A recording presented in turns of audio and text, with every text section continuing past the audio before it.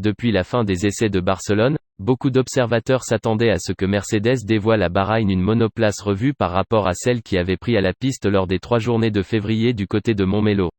Et ces derniers jours, la presse italienne, via notamment des informations révélées par le Corriere della Sera, faisait état d'une possible orientation révolutionnaire, à savoir l'absence ou la quasi-absence de pontons, poussant le concept de dégagement des flancs à un niveau extrême. Les premières images de la W13 ce jeudi matin confirment bien tout cela puisque c'est effectivement une monoplace radicalement modifiée et avec des pontons très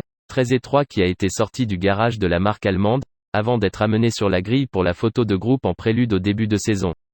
Ce qu'il reste des pontons est évasé sur leur hauteur et forme une rampe vers l'arrière, ce qui laisse logiquement une place importante sur les côtés et l'arrière du plancher pour le flux d'air.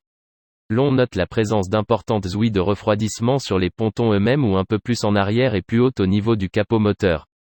La structure d'impact latéral supérieur est, du fait de cette configuration, totalement ressortie et séparée des pontons en eux-mêmes, juste au-dessus de l'entrée d'air.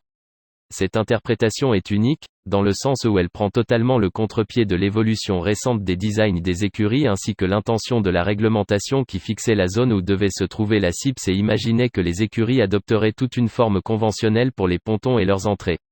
Mercedes a donc choisi de dissocier pontons et scies, ce qui est une première. Le septuple champion du monde, Sir Lewis Hamilton, aura la tâche de piloter le premier cette nouvelle version de la W13 ce matin, avant que George Russell ne prenne le relais pour la session de l'après-midi.